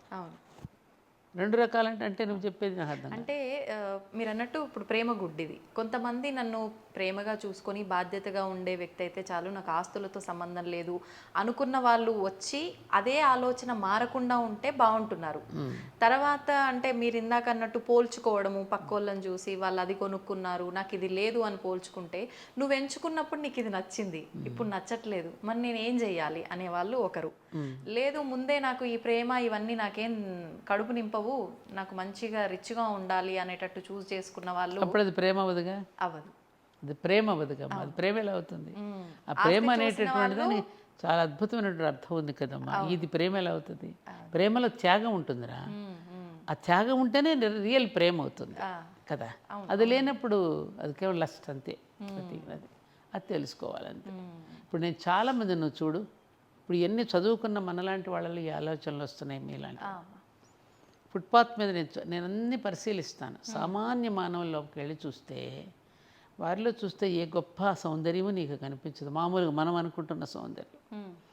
గుడ్డివాడు అవుతాడు, అమ్మాయి కుంటమ్మాయి ఉండొచ్చు అమ్మ, వాళ్ళ భుజాల మీద ఒకరినొకరు ఎత్తుకుని వెళ్ళి ఒకరికొకరు తినిపించుకుంటూ చూస్తాం. వాళ్ళు ఏ సౌందర్యం చూశారమ్మా? ఆ ప్రేమ ఎక్కడది? ఇప్పటికీ చూస్తాను, కొన్ని కుటుంబాల్లో చూస్తాను, అమ్మాయిలు చూస్తాను. ఇప్పటికీ అన్ని సంవత్సరాలు 83-80 సంవత్సరాలు వచ్చిన ఆ భర్తకు ఆవిడ చేసే సేవలు కానీ, భార్యకు బాగుండకపోతే మననే మా ఇంటి పక్కన చనిపోతే ఆ భార్య కోసం ఆయన వెలిపించడం, ఇప్పటికీ 76 సంవత్సరాలకు వయసు, మరి భర్త కోసం ఆవిడ వెలిపించడం ఏ సౌందర్యం చూసమ్మా ఇది? వాళ్ళు ఆటుపోట్లు ఎదుర్కోలేదా? ఎదుర్కొన్నారు. ఇది తెలియటం లేదమ్మా. జీవనం వేరు, జీవితం వేరు. పాశ్చాత్యులకి వివాహం అంటే 2 జీవితాల కలయిక కాదు. పాశ్చాత్యులకి వివాహం అంటే 2 శరీరాల కలయిక. భారతీయులకి వివాహం అంటే 2 జీవితాల కలయిక. జీవితానికి కలయికకి దీనికి ఎంత తేడా ఉంది? అవును, ఎంత తేడా ఉందమ్మా? చాలా తేడా. అస్థిమశకాంతరం. అవును. అది తెలియక మన వాళ్ళు ఇప్పుడు ఇబ్బందులు పాలయ్యి వాళ్ళ ఇబ్బందులు కొని తెచ్చుకుంటున్నారు. అవును. నిన్ను చదువుకోమని కాలేజీకి పంపించింది దేనికి? నువ్వు విద్యావంతురాలివైతే ఆ కుటుంబం మొత్తం విజ్ఞానవంతంగా అవుతుంది, సంస్కారయుతంగా ఉంటారని నీకు చదువు తెప్పిస్తున్నావు. నువ్వు చదువు అనేది నేను ఉద్యోగం కోసం కాదు కదా, ఉద్యోగం కోసం కాదు కదా మనం చదువుకునేది, విలువల కోసం. పిల్లల కోసం. ఏ విద్య విలువలనిస్తోంది మనకి ఇప్పుడు? కాదు కదా. అక్కడ చాలా పెద్ద పప్పులో కాలేసాం మనం. అవును. ఇప్పుడు బాధపడేమి లాభం? ఆడపిల్లలకి చదువుకోవాల్సిందే, మగపిల్లలు చదువుకోవాల్సిందే. మేము చదువుకున్నది ఎంత? మా అమ్మగారు చదువుకుంది 4వ తరగతి. ఆహా. కరెక్ట్గా సంతకం పెట్టడం కూడా బాగా వచ్చేది కాదు నిజంగా చెప్పాలంటే. ఆహాహా. కానీ వాళ్ళ నోరు విప్పితే, మా నాన్నగారు కానీ మా అమ్మ కానీ నోరు విప్పితే ఎంత అద్భుతమైన విషయాలు వారి నోటి వెంట వెలువడయ్యో. మా నాన్నగారు మంచి మహాభారతం, రామాయణం వాడి విలువలు చెప్తూ ఉండారు. అలాగే నేను కూడా పెద్దగా ఏం చదువుకోలేదు. 11వ తరగతి చదువుకున్న తెలుగు మీడియంలో. మరి మేము ఏ సారాన్ని గ్రహించాం? పెద్దవాళ్ళ దగ్గర నుంచి మీరు ఏది అవసరం అది తీసుకున్నారు. వారు అరుగుజాడలు ఏవైతే అనూచానంగా పెద్దల నుంచి అనూచానంగా వచ్చినటువంటి వాటిని అనుసరిస్తూ ఎక్కడైనా తప్పు జరిగితే కూడా దాన్ని ప్రతిఘటించాం మేము. ప్రతిఘటించకుండా అన్నింటికీ తల వంచేసి ఏమీ గంగిరెద్దుల బుర్రలు ఊపలేదు. దాన్ని సరి చేసుకున్నాం. సరి చేసుకోవడానికి, సరిదిద్దుకోవడానికి చాలా తేడా ఉంది. గుర్తుపెట్టుకోండి. ఆడపిల్లల్ని ఎవరిని అమ్మ సర్దుకు పొండమ్మని ఏ శాస్త్రము చెప్పలేదు. సరిదిద్దుకోండి అని చెప్పింది. సీతాదేవి సరిదిద్దుకుంది, అనసూయ సరిదిద్దుకుంది, ద్రౌపది సరిదిద్దింది. ఎవరికి వాళ్ళ భర్తలు సరిదిద్దుకున్నారు తప్ప సర్దుకుపోలేదు. ఇది గుర్తుపెట్టుకోండి మీరు. ఆ సరిదిద్దుకోవడంలో మీకు ఒక ఒడుపు తెలియాలి, ఒక నైపుణ్యం తెలియాలి మీకు. ఆ నైపుణ్యం అనేది దేని ద్వారా వస్తుందంటే మాట ద్వారా వస్తుంది. వాక్కు అనేది ఒక కామధేనువు. నువ్వు మాట్లాడే విధానాన్ని బట్టి నీ కుటుంబం మొత్తం నీ వెంట నడుస్తుంది. ఇది నేను అనుభవపూర్వకంగా చెప్తున్న మాట. ఇది మాట ఆ శృతి కలుపుకుని కుటుంబంలో జీవించటం ఎలాగో, ఆ ఒడుపుగా నైసుగా తప్పించుకుని చెప్పడం ఎలాగో అది తెలిసి ఉంటే ఏ ఆడపిల్ల సంసారమైన బ్రహ్మాండంగా ఉంటుందమ్మా. ఇది తెలియ కొట్టుకుంటున్నారు పిల్లలు. Very simple. నా దగ్గరికి 2-3 జంటలు వచ్చారు ఆ మధ్యన. ఎప్పుడు వస్తే నేను చెప్పిన తర్వాత ఎప్పుడో చాలా కాలం తర్వాత అమ్మాయి ఎక్కడో తారసపడింది. నేను గుర్తుపట్టలా. నమస్కారం చేస్తుంది. అమ్మ నేను మీరు మర్చిపోతే నేను ఎలా మర్చిపోతానమ్మా, ఆనాడు మీ ఇంటికి వచ్చాను నేను, కాపురం ఇట్లా బాగా వచ్చేసింది. అప్పుడు చిన్న సూక్ష్మమైన 2 విషయాలే మీరు చెప్పారు నాకు, అది నా లైఫ్ని మార్చేసిందని చెప్పింది. సింపుల్. ఇదే కమ్యూనికేషన్, జస్ట్ కమ్యూనికేషన్ అమ్మా. ఆ కమ్యూనికేషన్ స్కిల్ అనేది వీళ్ళు ఇప్పుడు అభినయంతో నేర్పిస్తున్నారు తప్ప అక్కర్లే. ఆ కమ్యూనికేషన్ స్కిల్ అని ఎదుటివాడితో మనం ఎలా మాట్లాడి అతడిని ఎలా మనం వశం చేసుకోగలుగుతున్నాం ప్రేమతో. అది భాగవతంలో శ్రీకృష్ణుడు ఎంత బాగా చూపించాడమ్మా. అవి ఎందుకు చదవరు వీళ్ళు? అవి చదివితే ఎలా చేయాలో తెలుస్తుంది. అమ్మవారి నామం స్వాధీన వల్లభాయై నమః అని ఒక నామం వస్తుంది. భర్త ఎప్పుడు స్వాధీనం అవుతాడు నీకు? ఎప్పుడు స్వాధీనం అవుతాడు? An obedient wife can only commands and demands her husband.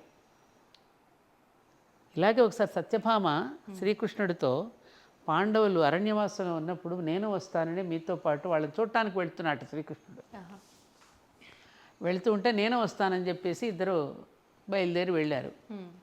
వంట ఇంట్లోకి వెళ్ళి ద్రౌపది వంట చేస్తూ ఉంటే సత్యభామ వెళ్ళి, ఈ ఒక్కడిని నేను అవసరం చేసుకోవడం నా తరంగా ఆడడం లేదు నాకు, ఎవరిని మన శ్రీకృష్ణుడిని ఎలా వశమయ్యారు ద్రౌపది? నీకేమైనా మందు పెట్టావా, మాకులు పెట్టావా, ఎట్లా ఈ 5గురు నీ వశమయ్యారు అని అడిగితే, ద్రౌపది తప్పు సత్యభామ, ఈ మాట ఇంకెక్కడ మాట్లాడుకో, ఎంత పొరపాటు మాట్లాడావు నువ్వు, నా దగ్గర అంటే అన్నావు కానీ ఇంకెక్కడ అనకు, భర్తల్ని మందులు పెట్టి మాకులు పెట్టి ఇంకొకటి పెట్టి వశం చేసుకోరు. ఉదయం లేచిన దగ్గర నుంచి నేను వాళ్ళ బాధ్యతలన్నీ నేను తీసుకుని ఉదయం బ్రేక్ఫాస్ట్ దగ్గర నుంచి రాత్రి డిన్నర్ వరకు వాళ్ళకి అన్నీ నేను అరేంజ్ చేసి వాళ్ళు ఏ బట్టలు వేసుకుంటే బాగుంటుందో వాళ్ళకి కావలసినవన్నీ అరేంజ్ చేసి నేను వాళ్ళని సేవించుకుంటూ ఉంటాను. అట్లా వాళ్ళకి కావలసినవన్నీ అందిస్తూ స్నేహపూర్వకంగా ఉంటాం మేము. అట్లా ఉంటారు తప్ప భర్తలు మనకి ఏదో మందు పెట్టి మాకు పెట్టి వశం చేసుకోరు. ఏది వద్దో అది ఆచరిస్తున్నారు ఇప్పుడు.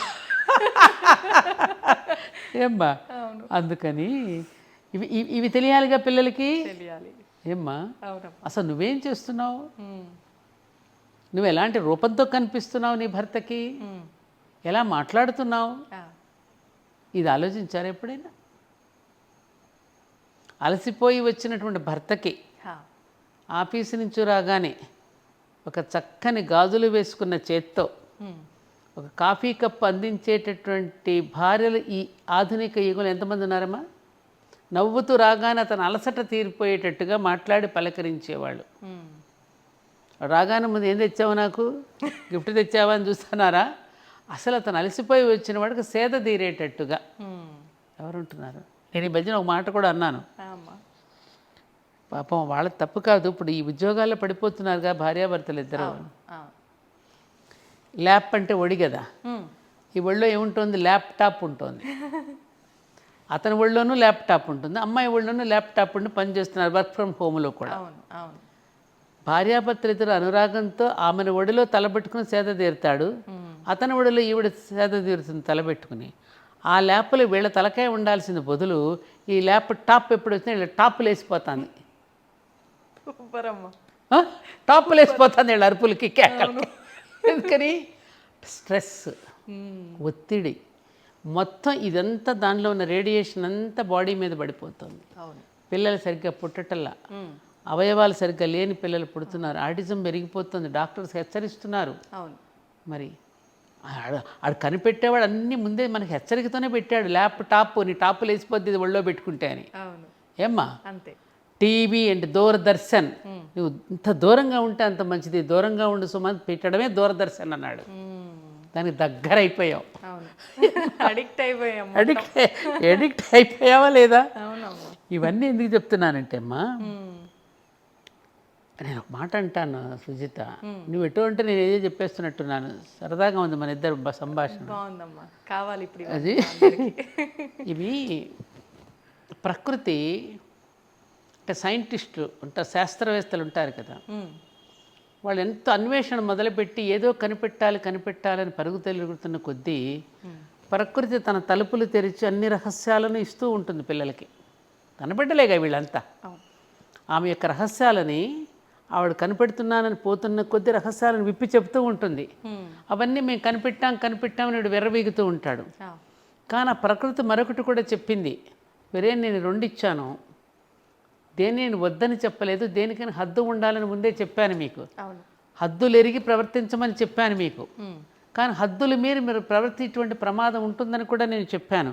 కానీ మీరు హద్దులు మీరి వెళ్ళిపోతున్నారు. హద్దులు మీరి వెళ్ళిపోయినప్పుడు ఆ ప్రమాదాన్ని ఎదుర్కోవాల్సింది, ఆ ప్రమాదానికి ఏమంటారు దానికి మాడి మసైపోవాల్సింది మళ్ళీ మీరే సుమా అని ప్రకృతి హెచ్చరిక చేస్తూనే ఉందిగా. చేస్తుంది, దాచిపెట్టుకోలేదు తన రహస్యాలు. ఇంకా నీ కూడా బోలెడున్నాయి. ఉన్న రహస్యాలను వీడు తీస్తున్నాడు, చెప్తున్నాడు. ప్రకృతి నేను దర్శించాను అని అనుకోవడంలో అతని ఎదుగుదల కనపడుతుంది. ప్రకృతి నేను జయించాను అంటే ప్రమాదం. జయించావా? జయించగలవా? అస్సలు సాధ్యపడదు. ఆల్రెడీ ప్రకృతి తన పని తాను మొదలుపెట్టేసింది కదమ్మా. అవునమ్మా. ఈవెన్ ప్రకృతినే కనుక అతను జయించాను అని అనుకుంటే మన నాసా ఈ శాస్త్రవేత్తలందరూ ఇది మన శ్రీహరికోటలో ఈ కక్షల్లో ప్రవేశపెట్టేటప్పుడు శ్రీ వెంకటేశ్వర స్వామి దివ్య సన్నిధానంలో పెట్టేందుకు వెళ్తున్నారు? నమ్మకం కాదు, అంతా ఇది దైవ సృష్టే. దైవ సృష్టి ముందు మానవ సృష్టి నథింగ్ అనేది తెలిసే కదా ప్రయోగం చేస్తున్నాం మేమని. ఆ ప్రయోగానికి ఆవిడ కావలసిన ఆశీర్వాదం నీకు ఇస్తోంది. ఇప్పుడు నువ్వు తపస్సు చేసి రాక్షసులు ఎన్నో కోరికలు కోరుతున్నారు, కోరికలను ఇస్తోంది. ఆ తపస్సు ఫలితంగా ఇస్తున్న ఈ కోరిక నీకు ప్రమాదం రాని హెచ్చరిక కూడా చేస్తోంది. భస్మాసురుడు ఏమయ్యాడమ్మా? కంసుడేమయ్యాడు? రావణాసురుడేమయ్యాడు? మారీచుడేమయ్యాడు? మరి వీళ్ళందరినీ ఎందుకు సంహరించింది? తర్వాత సంహరించి తన మెళ్ళలోనే వేసుకుంది. ఒరే నేను ముందే చెప్పానురా, కోరిక కోరే ముందే మీరు ఆలోచించి కోరుకోండిరా, ఆ కోరికే మీకు చివరికి శాపం అయిపోతుందిరా అని ముందే చెప్పింది కదా. ఇవాళ మనకి ఈ ఆధునిక టెక్నాలజీ అనేటటువంటిది కూడా మనం దాని వెంట పరిగెడుతున్న కొద్దీ అది మనం వేళాకోళం పట్టిస్తోంది. ఇది ఎందుకు లింకు? ఇప్పుడు నువ్వు అడిగిన ఈ దాంపత్య జీవితానికి కూడా ఇది లింకు కాబట్టి చెప్తున్నా నీకు. పిల్లలకి పాలు లేవు, వాడికి ఇమ్యూనిటీ తగ్గిపోతుంది. ఇమ్యూనిటీ తగ్గిపోయినాడు చిరాకు పడుతూ ఉంటాడు, వాడు ఊరికి వ్యాధులు వస్తూ ఉంటాయి, మరి భార్యను విసుక్కుంటూ ఉంటాడు. ఇవన్నీ ఉంటాయి కదమ్మా. ఆ అమ్మాయి పని చేసి అలసిపోయి భర్తను ఏదో ఒకటి అనేస్తుంది, ఇద్దరికి మధ్యలో ఘర్షణ జరుగుతుంది, విడాకులు అయిపోతాయి. అప్పుడేమనేవారు, నన్ను కాకపోతే ఎవరిని అంటారండి, పాప ఆయన సొత్తు నేనే కదా, నా సొత్తు ఆయన సొత్తును నేను. మమ్మీ ఒకరికొకరు మా మీద విసుక్కు ఇంకెవరి మీద విసుక్కుంటారు అనేవారా కాదా? చూసాం, మా అమ్మ నాన్నలు మేము చూసాం ఇవన్నీ. మన పేరెంట్స్ని చూసాం కదా, వాళ్ళ జీవన విధానాలు చూసాం కదమ్మా. అందుకని ఇప్పుడు తెలుసుకోవాల్సింది ఏమిటంటే, ఈ చదువు అనేటటువంటిది కేవలం ఉద్యోగాల కోసం కాదు, జీవితం అనేది హాయిగా జీవించడానికి. హాయిగా జీవించడానికి బదులు లేనిపోయినవన్నీ తెచ్చిపెట్టుకుని ఎందుకు విచ్ఛిన్నం చేసుకోవాలి మనం? కాబట్టి ఓ యువత, ఇప్పటికైనా ఆలోచించండి నాన్న, ఇప్పటికైనా మీరు వెనుతిరిగి ఒక్కసారి మీ జీవితాలను సరిచేసుకోండి, సరిచూసుకోండి అని చెప్పడం కన్నా మా అలాంటి పెద్దవాళ్ళు ఇంకేం చెప్తాం? కోరికలను నియంత్రించుకోండి, ఇంద్రియాలను నియంత్రించుకోండి. నియంత్రించుకోవడానికి దానికి పద్ధతులు మన పూర్వీకులు మనకి ఎన్నో అందించి, మెడిటేషన్ ద్వారా, ప్రాణాయామం ద్వారా, యోగా ద్వారా ఇవన్నీ మన పెద్దలు పెట్టారు. ఎందుకంటే లెస్ లగేజ్ మోర్ కంఫర్ట్ అన్నట్టుగా, ఊరికే విషయాలంపటాలు ఊరికే పోగు చేసుకోకుండా సింపుల్గా బ్రతుకుతూ సింపుల్గా జీవిస్తూ హాయిగా జీవించండి, సాదాగా జీవించండి, ఉన్నతంగా ఆలోచించండి, ఎంత హాయిగా ఉంటుంది.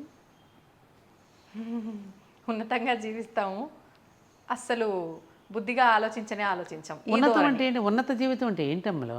పెద్ద పెద్ద బంగళాల్లో ఉంటాం, ఇప్పుడు ఆ బంగళాలు కూడా చస్తున్నారు ఉండలేక, అవి కూడా వద్దనిపిస్తుంది వాళ్ళకి కొంతకాలం ఉంటుంది ఆ మోజు తీరాక. ఇప్పుడు భార్య మీద ఇందాక అన్నట్టు మోజు తీరినట్టు ఈ బంగ్లా మీద మోజు తీరుతుంది కొన్ని కాలానికి.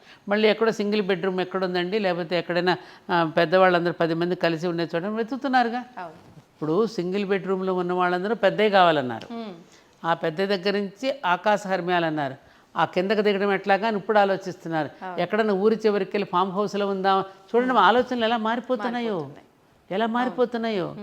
అది ముందు నుంచే ఉంటే అసలు తిప్పలేదుగా, ఇంత కాంక్రీట్ జంగల్గా చేసుకోవాల్సిన అవసరమే ఉండదుగా. ఒకే ఇంట్లో ఇంతమంది ఎలా జీవించగలిగాం, ఆప్యాయతలను ఎలా పంచుకోగలిగాం కదమ్మా. అందుకని ఎంత సింపుల్గా మనం ఉంటే అంత హాయిగా జీవించగలం. సింపుల్ సిటీలో ఆనందం ఉంది అనేది ఇప్పుడు తెలుసుకుంటే అందరం హ్యాపీగా బ్రతికేయచ్చు. అంటే ఒక సామెత చెప్పేవారమ్మా, నేను విన్నా చాలాసార్లు, ఎద్దున్నోనికి బుద్ధుండదు, బుద్ధున్నోనికి ఎద్దుండదు అని చెప్పి.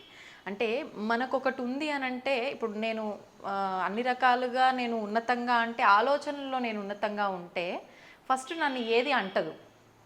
అంటే నాకు ఇది కావాలి అది కావాలి, నేను పోల్చుకోను, ఎదుటోళ్ళతో పోల్చుకునే ఆలోచనే రాదు. కానీ ఇప్పుడు ఆలోచనలే ఉన్నతంగా లేవు కాబట్టి, నేను మంచి ఐశ్వర్యంతో కూడి ఉంటే, నాకు మంచి ఒక బంగ్లా, కారు ఇవన్నీ ఉంటే ఫస్ట్ ఆరోగ్యం అన్నా బాగుండదు, కంటికి నిద్ర ఉండదు, ఈ ఇబ్బంది లేదు. ఇవన్నీ లేకుండా నేను పూరి గుడిసెలో ఉంటే నాకు అదే బంగ్లా లేదు, కారు లేదు, ఆరోగ్యం అన్నీ బాగుంటే ఇది లేదు, అది ఉంటే ఇది లేదు అని చెప్పి ఈ ఆలోచన ఎక్కువైపోయింది కదా. ఎక్కువైపోయింది. ఎందుకనంటే అమ్మా, మనకి ఉత్తమ సాహిత్యం ఉంది, అనేక గ్రంథాలు ఉన్నాయి, ఉత్తమ సాహిత్యం ఉంది. భగవద్గీత దగ్గర నుంచి ఉపనిషత్తులు, మిత్రలాభం, పంచతంత్ర కథలు, మనకి పశుపక్షాదుల మీద పెట్టి కథలు చెప్పేవారు. ఎలా ఉంటే ఇట్లాంటి పర్యవసానం వస్తుందో అవి వినే ఓపిక వినిపించడం లేదు. వాళ్ళ ఇంట్లో కూర్చున్న కథలు చెప్పేవారు, ఇంట్లో కూర్చున్న పెద్దవాళ్ళ కథలు చెప్పే గురుత్వం వహించే పెద్దలు వాళ్ళ ఇంట్లో లేరు. కదా, ఎవరు లేరు కదా ఎదుగుతూ ఉన్న పిల్లలకి ఎదుగుతూ ఉన్న క్రమంలో వాళ్ళకి చెప్పడానికి. అవునమ్మా. ఆఖరికి మేమే చెప్తూ ఉంటాం, స్నానం చేసేటప్పుడు ఇక్కడి నుంచి నేను కూడా అరుస్తూ ఉంటాను, అరే శుభ్రంగా స్నానం చేయండి, పళ్ళు తోముకోండి, వీపు తోముకోండి, అక్కడ తోముకోండి, ఇక్కడ తోముకోండి అని మేము అన్నీ చెప్తూ ఉంటే వాళ్ళకి చాదస్తంగా కనిపిస్తున్నది. పిల్లల బట్టలు ఇలా వేసుకోవాలన్నా, పెద్దవాళ్ళ ముందు కూర్చున్నప్పుడు ఇలా కూర్చోవాలని చెప్తే ఇప్పుడు పిల్లలు వినిపించుకునే స్థితిలో లేరు. బుల్షిట్ ఇవన్నీ ఇట్లాంటి కబుర్లు మాకు చెప్పకండి, మీ కాలం వేరు మా కాలం వేరు అని మన పిల్లలే అంటున్నారు. అవునమ్మా. కదా కాదు. సో అది అంటే దాని పర్యవసానం వాళ్ళకి తర్వాత తెలిస్తే కానీ బుద్ధి రాదు. ఏదంటారే ముట్టుకున్నాక కానీ నీకు తెలియదురా అంటాను చూడమ్మా. సో అట్లాంటి పరిస్థితుల్లో ఉంటే మనకేంటంటే ముఖ్యంగా మన సాహిత్యంలో ఒక రియలైజేషన్ ఉంటుంది కదా, రిలాక్సేషన్ ఉంటుంది. అవి చదువుతున్న కొద్దీ, పెద్దలు చెప్పిన వాక్యాలు తెలుసుకుంటున్న కొద్దీ మన కన్ను విచ్చుకుంటుంది, మనసు విచ్చుకుంటుంది. ఏ కన్ను? అంతఃచక్షువు, ఈ బాహ్య చక్షువులు కాదు. అది విచ్చుకున్న కొద్ది జీవితం అంటే ఏమిటో, జీవితం యొక్క విలువలు ఏంటో మనకు అర్థమవుతాయి కదా. అప్పుడు అందుకని పిల్లలకి చిన్నప్పటి నుంచి సాహిత్యాన్ని అలవాటు చేయండి మీరు. ఆ సాహిత్యం ఒకటి చిన్నప్పటి నుంచి అలవాటు చేసేవారు కదమ్మా. ఇప్పుడు అది లేదు పిల్లలకి. మంచి పుస్తకాలు చదవడం అనేటటువంటిది, ఆ కథలు చెప్పడం అనేటటువంటిది, ఎప్పటికప్పుడు వాళ్ళని సరిచూడటం అనేటువంటిది, పెద్దలు వాళ్ళని మందలించి చెప్పడం అనేది ప్రతి ఇంట్లో పోయింది. పెద్దలే లేరు అసలు, ఇలా పెద్దలు వద్దనుకుంటున్నారు. ఇప్పుడున్నటువంటి తరం స్వేచ్ఛగా ఎక్కడో జీవించాలనుకుంటున్నారు తప్ప పెద్దలు ఇంట్లో ఉంటే మన పిల్లలకు ఉపయోగం అనేటటువంటిది పోయింది. కాబట్టి అనుభవించాలి, తప్పదు. రెండవది ఆటపాటలు. వాళ్ళకి ఆడుకోవడానికి గ్రౌండ్ ఏది లేదు. మన ఆటపాటలలో కూడా ఒక తాత్వికత ఉండేది. మన గోళీలు ఆడుతూ ఉంటే ఒక ఏకాగ్రత. ఏదైనా చూడండి, మన ప్రతి గేమ్, మన వైకుంఠపాళి తీసుకోండి మీరు, పరమపద సోపానం. ఎదుగుతూ ఉన్న కొద్ది అహంకారం వస్తే, అలానా నీలో కనుక ఎర్షడ్ వర్గాలు ప్రవేశిస్తే నువ్వు ఎట్లా పతనమైపోతామని జర్రని కిందకు వచ్చేస్తాం. ఎంత నేర్పారమ్మా వాళ్ళు. ఇంట్లో స్త్రీలు ఖాళీగా కూర్చుని మధ్యాహ్నప్పుడు వచ్చి కథలు చెప్పించేవారు. బాలనాగమ్మ కథని, సీతమ్మ వారి కథని, అలా గాథలు చెప్పించేవారు వాళ్ళు. అలా వాళ్ళు ఓహో వాళ్ళు ఎంత కష్టాలు పడితే మరి మనం ఎంత అని వాళ్ళ కష్టాల ముందు మన కష్టం చిన్నగా తోసేది. నిజానికి పాండవులు పడ్డ కష్టాల కన్నా పడ్డామా? రాముడు పడిన కష్టం కంటే పడ్డామా? అంతకంటే మీరు అసలు శ్రీకృష్ణుడు పడిన కష్టాలు తలుచుకుంటే మీరు ఇంకా ఆశ్చర్యపోతారు. నిజానికి పోల్చుకుంటే వాళ్ళకన్నా సుఖంగా లేమమ్మా మనం. ఎంత కష్టపడి చేశారమ్మా వాళ్ళు. ఇవన్నీ చెప్పడం వలన ఓహో వాళ్ళు అంత కష్టపడితే వాళ్ళ కష్టం ముందు మనం చాలా చిన్నది కదా అని సర్దుకునేవాళ్ళం కాదంటావా? అవునమ్మా, అవును. కాదా? మీరు చెప్పిన దాన్ని బట్టి నాకు ఒకటి అనిపించిందమ్మా, పోల్చుకోవటం తప్పు కాదు. అంటే ఏ రకమైన దానితో పోల్చుకుంటున్నాము అది ఆల్చుకోవాలి. మంచిని కాంపిటీషన్గా తీసుకో. అంతకంటే నేను ఎదగాలి, దీనికంటే నేను ఎదగాలి ఊర్ధ్వముఖంగా నువ్వు ఆలోచించు. నీ ఆలోచనలు ఎప్పుడు ఊర్ధ్వముఖంగా ఉండాలి, అధోగతిలో ఉండకూడదు. అధోలోకంలో ఉంటున్నావా, నువ్వు ఊర్ధ్వలోకంలో ఉంటున్నావా? ఆ ఊర్ధ్వలోకంలోకి నువ్వు విహరించడానికే నీకు ధ్వజస్తంభం ఉంది అక్కడ. ఆ ధ్వజస్తంభాన్ని చూస్తూ ఉంటే అక్కడెక్కడ మన మూలాధార చక్రం నుంచి సహస్రారం వరకు ఉంటుంది, అక్కడ కనిపిస్తుంది. నువ్వు ఊర్ధ్వాన్ని అట్లా ఆది దంపతుల స్థాయికి నువ్వు ఆలోచనని పెంచడానికి ఎన్ని పెట్టారమ్మా మనకి. సంతోషం ఏంటంటే ఈ మధ్యకాలంలో నేను చూస్తున్నాను, ప్రపంచవ్యాప్తంగా మన భారతీయమైనదే కాదు, ప్రపంచవ్యాప్తంగా ఈ సనాతనమైనటువంటి ధర్మం ఏదైతే ఉందో, ఎటర్నల్ ధర్మ, ఆ ధర్మాల మన ఋషులు ఏవైతే చెప్పారో ఆ ఋషులు చెప్పిన వాటిని ఇప్పుడు ప్రయోగాత్మకంగా చూసి ఆశ్చర్యపోయి మన ఓంకారం మనం పలుకుతూ ఉన్నప్పుడు వచ్చే మన ప్రకంపనల మీద రీసెర్చ్ చేసి హ్యాట్స్ ఆఫ్ అన్నారు. మన గుడి చుట్టూ మనం చేసే ప్రదక్షిణలు చేస్తున్నప్పుడు మన బ్రెయిన్లో ఎటువంటి ప్రకంపనలు వస్తున్నాయో, ఏ విధంగా మనం కనెక్ట్ అవుతున్నామో, మనం తీర్థం తీసుకునే దగ్గర నుంచి, గుడిలో ప్రసాదం తీసుకునే దగ్గర నుంచి అన్నింటి వెనుక ఉన్న శాస్త్రీయత నా కోణాల్లో చెప్తూ ఉంటే, విదేశీయులు చెప్తుంటే అవునా తెల్లబోతున్నామే మనం. అది ఎప్పుడు పెట్టారు, ఎందుకు పెట్టారు, ఎంత అద్భుతాలు చేశారు. ఇది వాళ్ళ ప్రపంచవ్యాప్తంగా ఒక చర్చ జరుగుతోంది. మళ్ళీ వాళ్ళు ఎక్కడా కూడా భక్తుల యొక్క సందోహం పెరిగిపోతుంది, కానీ అది ఎటువైపుకి దారి తీస్తుంది అనేది ఒక భయంకరంగా కూడా ఉంది. ఒక రకంగా చెప్పాలంటే చాలా భయంకరంగా ఉంది. అది పెరుగుతోంది కానీ అది అంటే తెలుసుకోవడం కోసం కాదమ్మా, కోరికల కోసం వెళ్తుంది. ఒక హిస్టీరియా లాగా మారింది అది, ఒక హిస్టీరియా. అంతే అమ్మా. ఇది కూడా ప్రమాదం. అవును, ఇది కూడా ప్రమాదం. ఇవేమీ లేనప్పుడు నువ్వు ఊహించుకో, ఈ సోషల్ మీడియా లేదు, ఈ టెలివిజన్స్ లేవు, ఈ రేడియోలు లేవు, ఎవరు ఏమీ ప్రసారం చేయకుండానే ఇంటింట ధర్మం ఎలా ప్రసారం అయ్యింది? అవును. ప్రచారం చేశారు ఆ రోజుల్లో, లేదు. ప్రసారం అయ్యింది. ఒక సంక్రాంతి పండుగ రోజున ఒక హరిదాసు ఒక కీర్తన పాడి అవును. నిన్ను ఆధ్యాత్మికత వైపు నడిపించి ఇంటింటికి ఒక గురువుని ఏర్పాటు చేశారు వాళ్ళు. ఒక బుడబుక్కల వాడు వస్తాడు, అవును. వాడొచ్చి ఒక తత్వాన్ని పాడి వెళ్ళేవాడు, వినోదం కలిగించేవాడు. ఒక పిట్టల ధర వచ్చేవాడు, ఒక వినోదాన్ని పండించి వెళ్ళాడు. మరి అప్పుడు ప్రతి ఇల్లు కూడా ఒక గృహస్థాశ్రమంగా ఒక యజ్ఞార్థంగా జీవితాన్ని మలుచుకుని మన పెద్దలు జీవించలేదా? ఇవాళ ఏదో పెద్ద మనం చెప్పేస్తున్నామని బయలుదేరుతున్నాం, కానీ ఇవన్నీ లేనప్పుడు ఇంకా హ్యాపీగా బ్రతికారు. ఒకటి విజిత, ఇప్పుడు చెప్పడాలు ఎక్కువైపోయి ఆచరించడం తక్కువైంది. ఇది మాత్రం వాస్తవం. అనుకోవడాలు ఎక్కువైపోయి అనుష్ఠించడం మానేశారు. అవును. అవునా కదా? నిజమమ్మా, నిజం. అంటే ఎవరికి తోచినట్టు వాళ్ళు చెప్తున్నారు, మేము ఎవరిది ఆచరించాలి కదా. ఒక చిన్న విషయం అమ్మా, మీరిప్పుడు కృష్ణుడిని ఆరాధిస్తే కృష్ణుడే గొప్ప అని కృష్ణుడికి సంబంధించిన విషయాలే చెప్తారు. అందరూ కృష్ణుడిని ఆరాధించండి అంటారు. శివుణ్ణి ఆరాధించిన వాళ్ళు శివుణ్ణే ఆరాధించండి, శివుడే అల్టిమేట్ అంటారు. ఈ కన్ఫ్యూజను చెప్పేవాళ్ళు పలు రకాలుగా చెప్పేసరికి ఆచరించే వాళ్ళకు దగ్గరకు వచ్చేసరికి ఒక క్వశ్చన్ మార్క్. ఎవరిది ఆచరించాలి, ఏది ధర్మం, ఎవరు చెప్తున్నది కరెక్టు, ఈ ప్రశ్న చెప్పడం కరెక్ట్గా చెప్పలేకపోవడమే. కృష్ణుడు వేరు కాదు, అక్కడ శివుడు వేరు కాదు, ఇద్దరు ఒకటే. ఒక్కొక్కడు ఒక్కొక్క పోర్ట్ఫోలియో నిర్వహిస్తున్నప్పుడు దాంతో పిలువబడ్డాడు అంతే. పోషిస్తున్నప్పుడు విష్ణువు అన్నావు, లయం చేసుకుంటున్నప్పుడు శివ అన్నావు, సృష్టిస్తున్నప్పుడు బ్రహ్మ అన్నావు. మనకి ఎన్ని లేవమ్మా? అవునమ్మా. ఇప్పుడు నువ్వు ఇంట్లో ఉంటే నీ హస్బెండ్ ఏమని పిలుస్తాడు, నీ అమ్మ ఏమని పిలుస్తుంది, నీ పిల్లలు ఏమని పిలుస్తారు, మన మనవడు ఏమని పిలుస్తాడు. మనకే ఎన్ని పేర్లు ఉన్నాయి, ఆయనకి ఎన్ని పేర్లు ఉండవమ్మా? మనకే ఎన్ని పేర్లు ఉంటాయి. సర్వవ్యాపకుడు కదా, అనేక నామాలతో ఏ పేరుతో పెట్టినా పిలుస్తానన్నాడు కదా. కాబట్టి ఇవన్నీ మానవ సృష్టి. ఋషుల యొక్క వాక్కులను పక్కన పెట్టి ఎప్పుడైతే మనుషులు చెప్పే మాటల వెంట మనం పడుతున్నామో, ఈ భిన్న భిన్న కోణాలు ఎప్పుడైతే చెప్తా ఉన్నారో అక్కడ కన్ఫ్యూజన్ ఏర్పడుతుంది. ఆ మాస్టర్ గారు ఒక మాట అనేవారు, మేధావులేమో కన్ఫ్యూజన్లో పడిపోయారు, ఇడియట్స్ ఏమో దూసుకుపోతున్నారు. మేధావులు కన్ఫ్యూజన్లో పడిపోతే ఇడియట్స్ ఏమో దూసుకుపోతున్నారు. కరెక్టే కదా ఇది. ఈ కన్ఫ్యూజన్ ఎందుకు మనకి? ఏకం సత్ విప్ర బహుదా వదంతి.